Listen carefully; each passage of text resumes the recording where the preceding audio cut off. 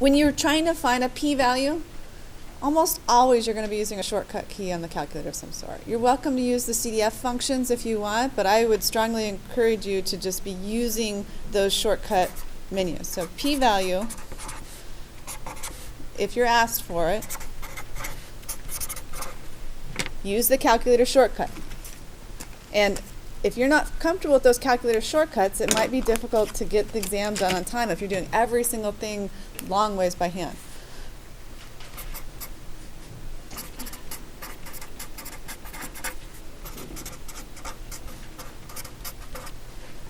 So there's every single test you should have either in the test menu or in the program menu, depending on what calculator you have. Like if you have an 8384, I know it doesn't do all of the tests, so you have the SD Infer program as well. But the the T test, the Z test, 2-sample Z test, 2-sample T test, the 2 proportion, all of that stuff is in the shortcut menu, so you can find p-values out there. The big one that I think stumps up a lot of my students are the critical values, because those are not coming from like the T test. They're coming from something to do with an inverse menu. For instance, if you have a T distribution, you're going to be using the inverse T, right? So any test statistic that starts with a T. Inverse normal will be any test statistic that starts with a Z. That would be find your critical value. The T83 and 84 program inverse chi-squared, these are all under the inverse menu on the 89. The 89 is a little more powerful. Does anybody have an 89 today? I don't know if I need to cover that. Does everybody have 83 or 84 here? Okay. All right. So on the 89, it has that inverse menu, has all of these things.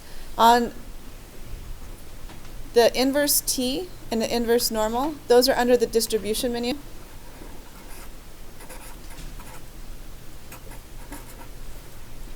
For your T83 and 84 users.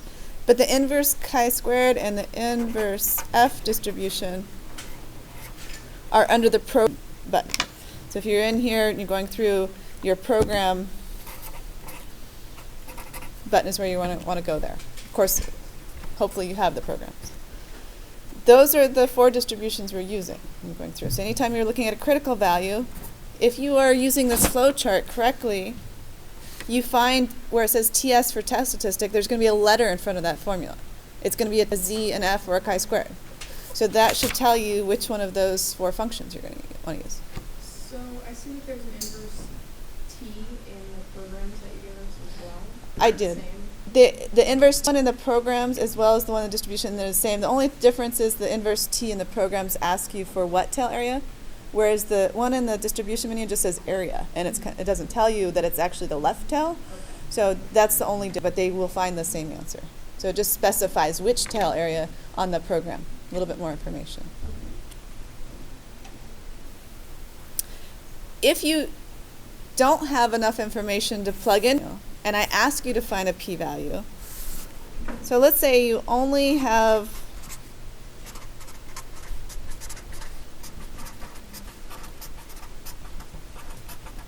the test statistic. You might need to know a sample size for degrees of freedom, something like that.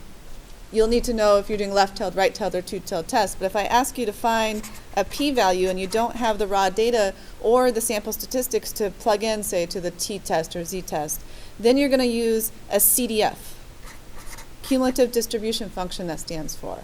And they're all in the distribution menu. So you have, again, the t-CDF, you have the normal CDF, you have the chi-squared CDF,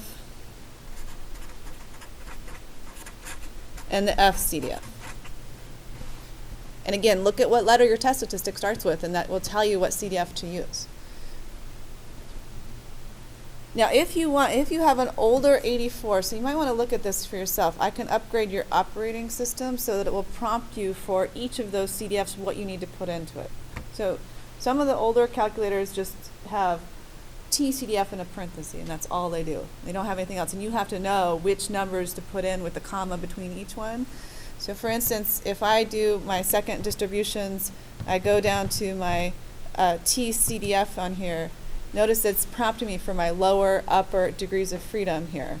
So if you don't have that menu, I can upgrade your operating system and going through. So we can do that at the end. It's real easy. It just takes about a minute to transfer over. I don't know if it'll work for the 83s or not. They might not work with the newer 84 operating system. But you want to probably make notes for yourself on your page of notes that you get for, exactly how do you have to put it in for each CDF. But most of them are looking at, you have some type of area you need to find for your p-value. So you have to think about, draw your curve. Where is my area that I'm looking for that p-value? If it's a left-tailed test, it's the area below the test statistic. If it's a right-tailed test, it's the area above the test statistic. If it's a two-tailed test, it's double one of the smaller tails, whatever one you're in. So you're going to find one of the tails and then double that value. So look at chi-square distribution, for instance, starts at 0 and goes out to a certain value, whereas a t and a z start at negative infinity and go out to a certain value. So think about your picture and where they are and draw. I think drawing pictures really helps with the visual anytime you're working with a p-value or a critical value. When you're looking at your flow chart as well, I'm going to zoom in here. Oh, not maybe. Won't let me zoom. I'm recording, so it won't let me zoom here. But if you look on your flow chart, on every single box, it should tell you which calculator shortcut formula to use, as well as how to write your null hypotheses. But I want to keep, I saw this in the labs, that when it has a little 0 next to a letter, that means you need to replace that with a numeric value. So P equals P naught. P naught is the actual hypothesized proportion that's in the problem itself. For instance, on lab 2, when it has sigma squared equals sigma naught squared, that sigma naught squared should have been 14 when it says it was like less than 14 the last problem when you're looking at our alternative hypothesis. If it just has a 1 and 2, that just means group 1 and 2. Going back to the 2 sample test, there's no number that needs to be put into the hypothesis statement itself. So you just have either mu1 equals mu2, or you have p1 equals p2, or you have sigma 1 squared equals sigma 2 squared, or sigma 1 equals sigma 2. And then another thing I noticed a lot of students just forget, I'm sure you had it down before you started a test, but something happens on that test, but getting the variance and the standard deviation confused. And it makes a big difference if you're putting S into the calculator, or are you putting S into the calculator, that kind of stuff, or into the formula. So really be careful.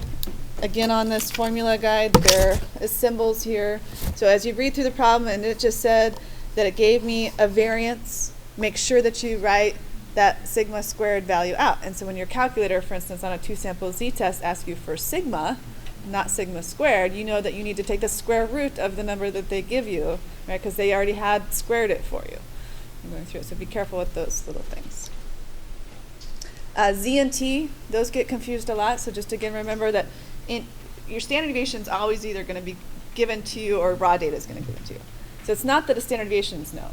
It's specifically that a population standard deviation is known versus a sample standard deviation. So population standard deviation, you're always going to use Z. If you have raw data or only sample statistics, you're going to use the T distribution. And that's only when you're working with means. Right? If you're working with proportions, you always use a z-test. There's never a t-test case. If you're working with variance or standard deviation, you're using that chi-squared or F distribution. All right, so let's bring some questions you guys have. Anybody bring questions? I think you might have answered my question actually with the CDF function, but I was struggling with number 17 and Alex for the hypothesis test correlation coefficient and slope of a least squares regression line. Kept asking you for the p-value, which I couldn't find. That one is a little tricky. So her question, I'm just recording, for the Lin Reg T test, that's a different chapter. It's not going to be on that flow chart because the flow chart only does the 1 sample and 2 sample test. Once you get to the regression things, that's a whole another animal. You're going to have the raw data on my exam, so you'll be able to use the Lin Reg T test shortcut key. We don't have that in Alex, though, you have a test statistic that they give you for a T value. So let's say your T is equal to, 2.58, something like that. And if it asks you to find the p-value, you would need the degrees of freedom. This one's a little different. Notice you have x and y data.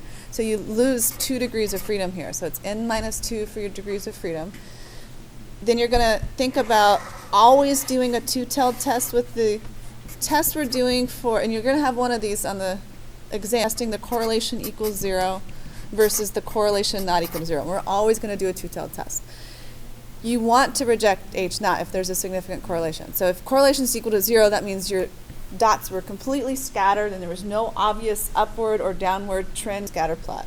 If the correlation does not equal to 0, it means it's far enough close to -1 or close to +1 that says that there is a positive association or a negative association between X and Y. So you usually want to reject H naught, and we're usually looking at a claim in the alternative hypothesis. So if I'm asking for a p-value, say they give this test statistic to me already. Let's say that the degrees of freedom happen to come out to be 8, something like that, whatever the n-2 would be. And it asks you to find a p-value. What I want to think about is how much area. First of all, identify if the test statistic is negative or positive, because that will make a difference on which tail you're going in. You always want the smaller tail. So if the test statistic was over on the left, for instance, you'd want to start at negative infinity and go out to that value. It was over here. Right? We're thinking about how much area is in those tails. Since they gave us the positive one, I want to start at 2.58 and go out to positive infinity. And again, our TI 83 and 84 calculators don't have an infinity symbol. Just pick a big number, 1E99, whatever it might be. And we're going to do T CDF. And the arguments that you put in is lower, upper, and then degrees of freedom. So the lower would be your 2.58, the test statistic, out to infinity, and then 8 degrees of freedom. Now that's going to give you only one of the tails, since we're doing a two-tailed test. So let me plug that in real quick, get that value.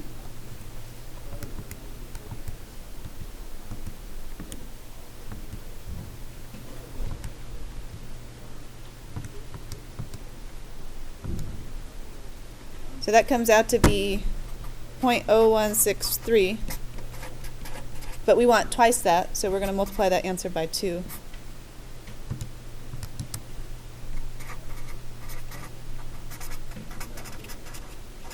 So there's your p-value. And you multiply the p-value by 2 regardless of whether you're using the negative or positive test statistic? That is correct. So if you're using the negative test statistic, the big difference here is your T CDF would go from negative infinity out to negative 2.58 with 8 degrees of freedom. You're still going to get the 0.0163. Like you could find both of those and add them together instead of multiplying by 2. It is going to always be the same area on both sides. So the other problem that I ran into doing that is they'll give me an R, the Okay. sample correlation instead, and they're giving me a negative symbol. And somewhere along the line, I'm missing the right parentheses somewhere because I get the answer wrong, and I'm just It's usually the bottom of the test statistic. I think maybe this is what you're looking at. They want you to calculate this guy. Yes. And they don't put parentheses in here, but what you really want to have is a parenthesis for the entire square root, a parenthesis for the top of the fraction, your divide sign, another parenthesis, that's usually the one that gets is the bottom here. That needs its own set of parentheses as well. But wouldn't it need more than, so if the R is negative, Oh, yes. I have to input it differently, right? Any negative number, when you're putting in your calculator, should almost always get its own set of parentheses Okay. when you're squaring it. And not the square part, just the number itself. Yes. Or drop the set of parentheses, drop the negative sign completely, right? Because if you take negative 2 squared, it's positive 4. If you take 2 squared, it's positive 4. So you could just not have to deal with that negative number at this point when you're squaring it, and then not have an extra set of parentheses there. Okay. But you do need to make sure that the overall test statistic still stays negative out here with your negative R. Okay. Yeah. So I could have up to 4 sets of parentheses in that one problem, and that would be normal. Yes. Okay. But luckily for you, I'm going to give you raw data on the exam. Which is going to make my life a lot easier. So I want have you- to go for homework. So this is the process. You get the answer right, you get 100%. You get it wrong, I'm going to look back and see what work you have. So if you show me the formula, and then the numbers in the formula, and then what the answer is, you're going to get a lot more partial credit than if you just have a number and nothing there to back it up. So what you can do is, if you can find R on that Legner-Reg t-test, you can find the degrees of freedom, that n-2. I don't mind if you guys are in here, but you can't talk. You have the n-2 here. And then the 1 minus r squared is at the bottom as well. So you can plug in all those numbers just from your LinReg t-test, and then you just do equals, and what is that t at the top of your screen on your LinReg t-test, and show that work as you're going through. But just to keep in mind, the t will be negative when r is negative. Right? And t will be positive when r is positive. So if you have a negative correlation, you're going to have a negative test statistic. You're going to be out in the left tail. And if you have a positive r, you're going to have a positive correlation. So there's only one of each type of problem. So if you've just done 2 z-tests in a row, I would bet one of those was a t-test and one of them was a z-test. All right? I didn't have multiple things of the same type of problem. There are some that have one as a confidence interval and then one as the hypothesis test. So you might have a 2-sample z interval and a 2-sample z test, but those are treated as separate formulas. Another thing to keep in mind, when you find a confidence interval, you should, the z or t or whatever you're plugging in there should always be coming from a critical value here. These t, z, chi-squared, f, anything that goes into a confidence interval formula, it would never come, for instance, from one of these formulas. Like if it's asking for z in a formula, you would never like plug it into a z-score here with sample data and then plug that into a confidence interval. That you're getting is off of a critical value with, say, 95% confidence. That means you have 95% middle area, 2.5% on either tail. I'm going to use the inverse t or inverse normal on that lower 2.5% and get a t or z score for that bottom value that separate the 95%. Again, you can always fall back and use the shortcut key, but sometimes it's nice if you have time at the end of the test, go back and do it the long way and make sure it's matching both ways that you're going through. The only one that's a little different, when you do the 2-sample t-test or 2-sample t-interval, if we're using that pooled degrees of freedom, and the degrees of freedom formula is really yucky. And if you round that and then round the s's and round the means, and then by the time you get done with your test statistic or your confidence interval, it's off slightly. So I actually did my answer key earlier today, and I have it 4 different ways, by hand, and then with the rounded degrees of freedom, with the unrounded degrees of freedom, with the pooled and not pooled all the way through. And I'll answer as long as it's one of those 4. If it's off from there and you don't show any work, I'm assuming that it could have been a z or something else. So again, making sure that you show the formula. I don't mind if you use the pooled t, but the correct test statistic, which is not anywhere on my formulas. That's that really long t test statistic with the pooled variances. I don't even want to write it down because I don't want you guys to use it, but add up on, depending on what version you had, they had both the pooled and the unpooled t-test in that module. So you want to just always use no? Yeah, just always use no on the pooled, and I think I put that somewhere. Yeah, on the flow chart, put pooled no, just pick that one out. But they did make this. Yeah, I won't mark you wrong if you do the yes, but I prefer the no. In general, when you're doing a practice, so if you're trying to do a hypothesis test about 2-sample means and you don't know what the population standard deviations are, that's why we're doing a t-test, we really can't assume that the population standard deviations are equal because we don't know what they are. So it's really not common to do the pooled t-test. It's much better to do an unpooled, and you're more conservative that way. Any other ones that you want me to look at? I mean, I brought some problems too, but. I had a question on, I don't think I quite understand like even the concept of y-intercept.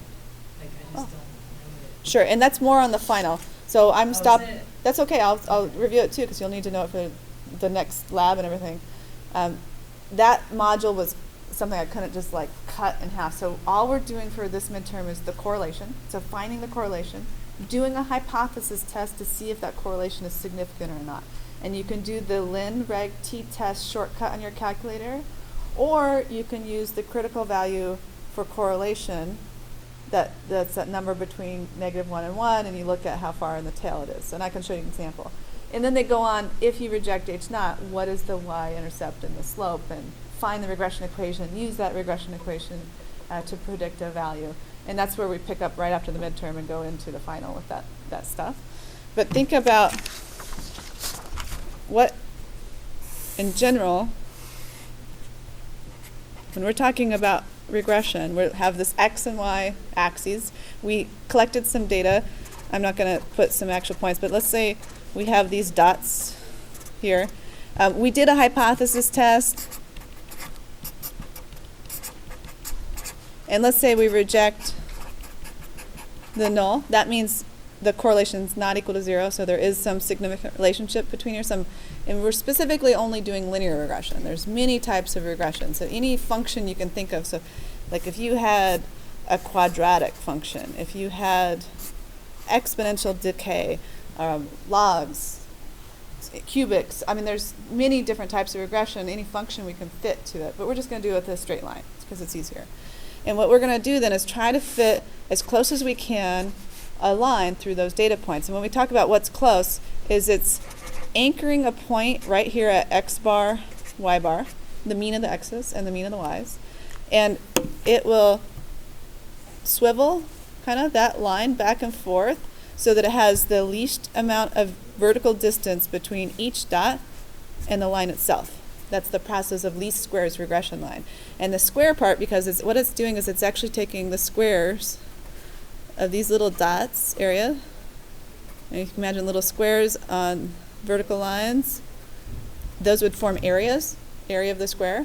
And we want to move that line so that we have the smallest amount of area accumulated there. That's where the least squares line comes from. You can see little applets sometimes online. I linked to a couple where you can play around with the line and move the... Well, where this would hit the y-axis, if I was to continue that on, that point, that's going to be your y-intercept. Which our book and calculator, is A. A. Yeah. Y hat equals A plus bx. That's what we're using. So A is your y-intercept. So where does it hit this? If I was to continue this line down and hit, where does it hit the axis? And then the slope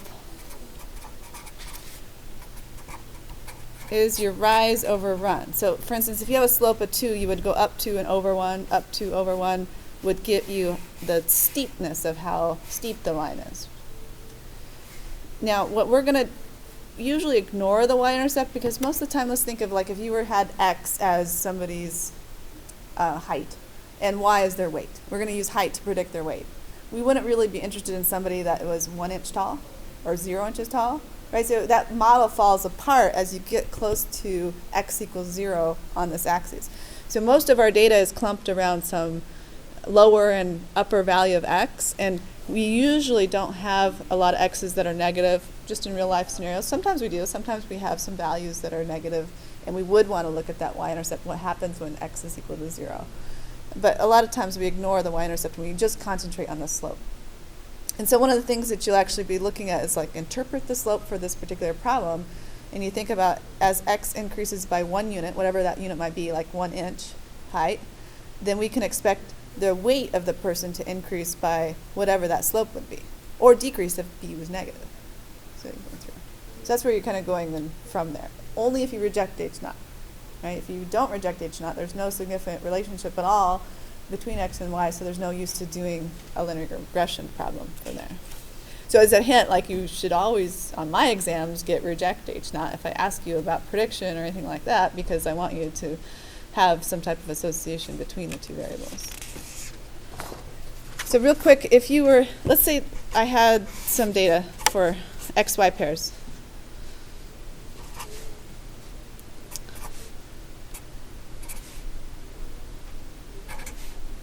And I'm just going to pick a very tiny sample size because I don't want to have to type in a bunch of data.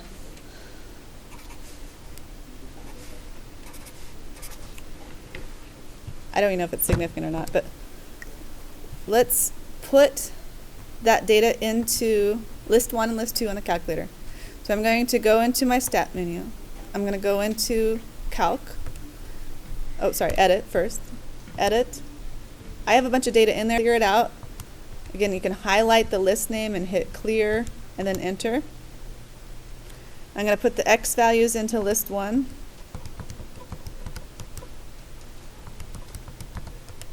So 8, 10, 12, 9, and 15 were my x values. And then in list 2, I'm going to put my y values. So 7, 4, 1, 3, and 2. So if I ask you on an exam test to see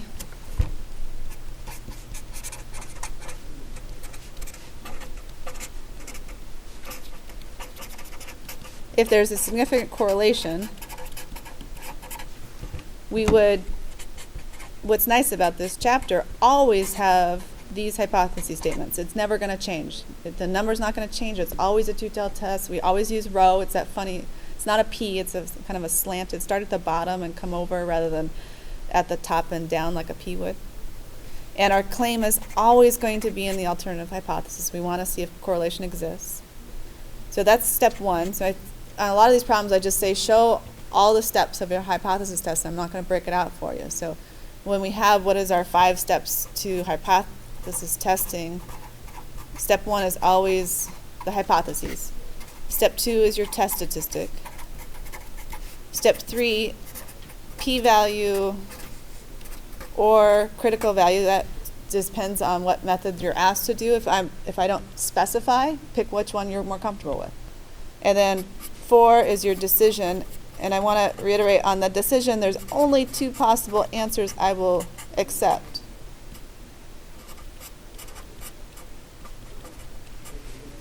Reject the null or do not reject the null or fail to reject the null.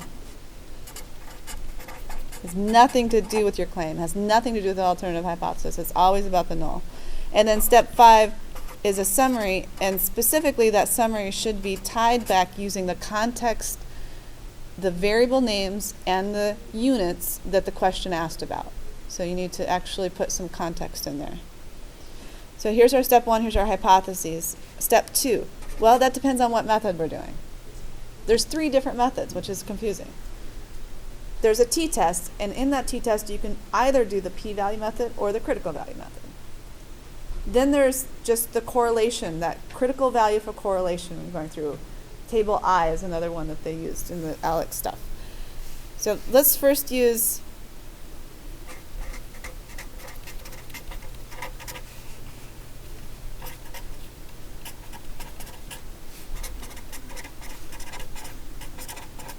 the correlation critical value method. And I'll do all 3 when you're going through, depending on what Alex is looking at. So what this one is asking for is this says that your test statistic is your actual correlation.